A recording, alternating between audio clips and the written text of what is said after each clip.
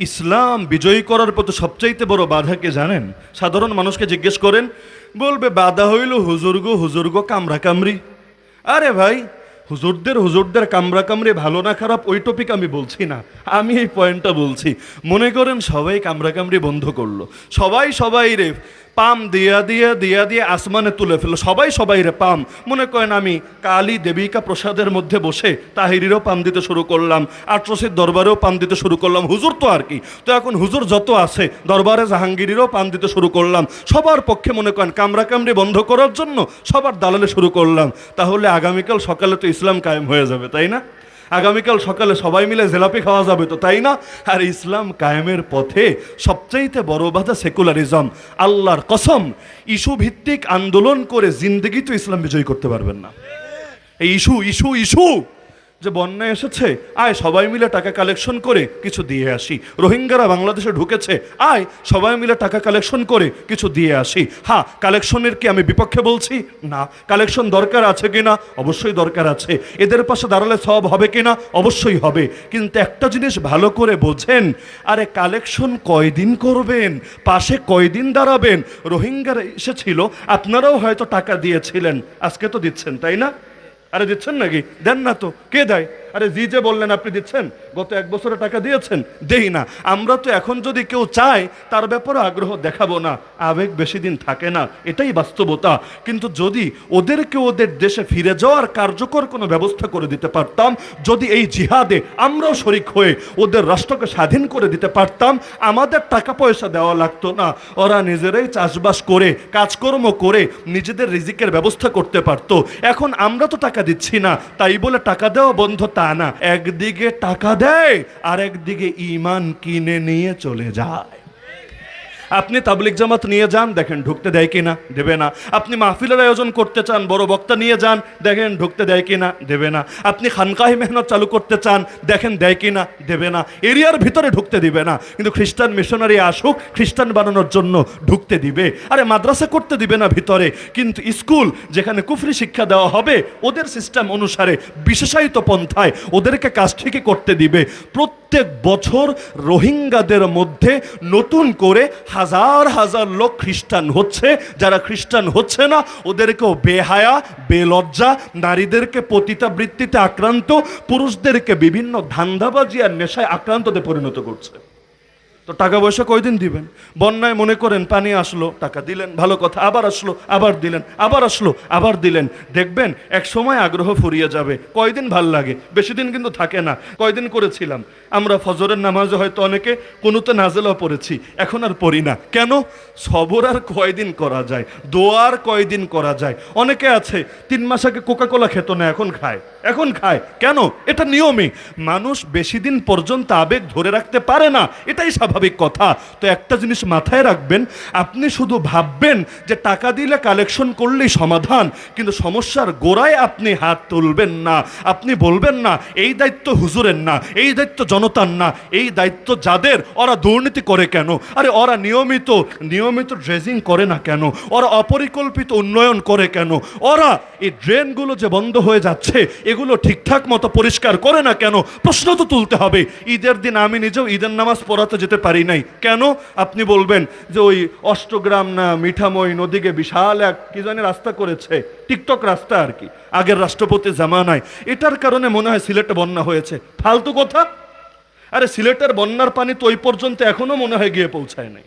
বর্ষার সময় ওই রাস্তার কারণে কিছু ঝামেলা হয়, অস্বীকার করি না, ভিন্ন আলাপ। কিন্তু আমরা হুজুগে জাতি, সমস্যা এক জায়গায় আর ফোকাস ফেলি আর এক জায়গায়। ভাবটা এমন, রাস্তা ভেঙে দিলে আর বন্যা হবে না। আরে ভাই, ওই রাস্তা পর্যন্ত সিলেটের এবারের বন্যার পানি পৌঁছেছে কিনা আগে এটা খোঁজ নেন না। বৃষ্টি নামলো ঈদের আগের দিন রাত্রে, আর ঈদের দিন সকালে আমি ঈদগাহে যাব পারলাম না, এমন পানির পানি ট্রাকরে পর্যন্ত বললাম, ট্রাক চিনুন না, যে ভাই তোমার 500 লাগুক 1000 লাগুক, আমারে খালি এতটুকু পারি করে দাও, ঈদগাঁও পৌঁছানো লাগবে না, এই পানির জায়গাটা পার করে দাও, বাকিটা আমি যেভাবে হোক একটা সিস্টেম করে নেব, সিএনজি দিয়ে, রিক্সা দিয়ে, মোটরসাইকেল দিয়ে। 10 কিলো রাস্তা, এর মধ্যে 5 কিলো চলে এসেছি, বাকি 5 কিলো হেঁটে গেলেও সমস্যা নাই, হাতে আমার 2 ঘন্টা টাইম আছে। কিন্তু এই সমান পানি হাঁটবো কিভাবে? আর এটা যদি আমি হাঁটি নামাজ পড়বো কিভাবে? এক্সট্রা কাপড়ও তো নাই। তো এখন যদি কাদা, মানে ওই পানির অবস্থা তো জানেন, এই পানি পাড়ি দিয়ে গিয়ে তো নামাজ পড়ানো যাবে না। ট্রাক অলরে বলছে এতটুকু পার করে দাও, কারণ পিক আপও সাহস করছে না, নোয়াও সাহস করছে না। আর আমার গাড়ি 3টা নষ্ট হয়েছে একের পর এক, কিন্তু কেউ যেতে পারছে না গন্তব্যে। একটু গেলেই ওই পানি ঢুকে পেছন দিয়ে ইঞ্জিন বন্ধ হয়ে যাচ্ছে, আর কাজ হচ্ছে না। ট্রাকরে বললাম, বলে হুজুর কয় টাকা দিবেন বলেন?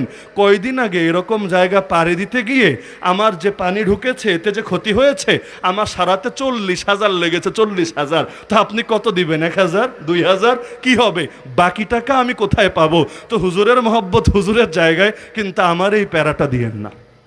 লাস্টে আর পারলামই না, ঢাকা থেকে সিলেট গেলাম ঈদের নামাজ পড়াবো বলে, আগের রাতে গেলাম, কিন্তু ওই অতটুকু পানির জন্য পারলাম না। অথচ ওখানে কি আছে? ওখানে কি রাষ্ট্রপতির রাস্তা আছে? ওখানে কি নদী আছে? ওই সিলেট স্টেডিয়াম, যেটা স্টেডিয়ামের পরে গ্যাস পাম্পের আগে, সিলেটে গেলে দেখে আইসেন বা সিলেটকেও গেলে বুঝবেন, সিলেটের যে ক্রিকেট স্টেডিয়াম ওইটার পরে চৌকি দেখি সিএনজি পাম্পের আগে অল্প একটু জায়গা, পানি আসলো কোত্থেকে? এই সবগুলো আমাদের সরকারের অধীনে যারা বিভিন্ন কাজের দায়িত্ব কাঁধে তুলে নিয়ে রেখেছে, ওদের 2 নম্বরের ফসল। তো জায়গা মতো প্রশ্ন তুলবেন না, আর খালি হলো নসিহত করবেন, ভাই ভাই ভাই ভাই টাকা দাও সমাধান হয়ে যাবে, ওই রাস্তা ঠিক করো সমাধান হয়ে যাবে, আর আসল জিনিস এড়িয়ে যাবেন। এভাবে সমাধান জীবনেও আসবে না, প্রশ্ন তুলতে হবে। এখন জোতাচোর মসজিদে জোতা চুরি করলে মাইরা হাত পা ভেঙে দিবেন, আর বেনজিরের মতো লোকেরা দেশটাকে খেয়ে ফেললেও মুখ দিয়ে ওর নামও আনবেন না। ভাসুরের নাম নাকি মুখে আনতে নাই, লিখে রাখেন, জিন্দেগিতেও শান্তিতে বাঁচতে পারবেন না। বাংলাদেশের সব মানুষের হাতে যত টাকা, সব মানুষের হাতে যত টাকা, এই দেশের কয়েক হাজার মানুষের কাছে এর চাইতে বহুত গুণ বেশি টাকা।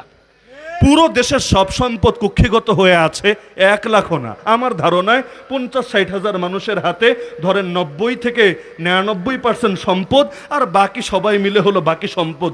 এত টাকা, সুবহানাল্লাহ, মাঝে মধ্যে আমার মাথায় ধরে না। পত্রিকায় পড়লাম, পেলে একটা খেলোয়াড় ছিল না, নামি দামি ফুটবল খেলোয়াড়, বেচারা মারা যাওয়ার সময় যেই পরিমাণ সম্পদ রেখে গিয়েছে সারা জীবনের, এত বড় সেলিব্রিটি, সারা জীবনের ইনকাম যা রেখে গিয়েছে, এর ডাবলের চাইতেও বেশি ফরিদপুরের এক দলীয় ক্ষমতাসীন ছাত্র ভার্সনের নেতা, এর দ্বিগুণের চাইতে বেশি সম্পদ বিদেশে পাচার করেছে। এক ছাত্র নেতাই যদি এত সম্পদ পাচার করে, যেটা পেলেও পারে নাই, সারা দুনিয়ায় নাম করা পেলেও পারে নাই তার মৃত্যুর সময় রেখে যেতে, একজনের যদি অবস্থা হয়, বাকিদের কি অবস্থা? বলবেন হুজুর এক দলের বিপক্ষে বলছেন, না রে ভাই, ভালো বলবো কারে? আমি তো আমারও ভালো বলতে পারি না, কারণ এমন একটা হালত সামনে এসেছে, দুর্নীতি রন্ধে রন্ধে মিশে গেছে।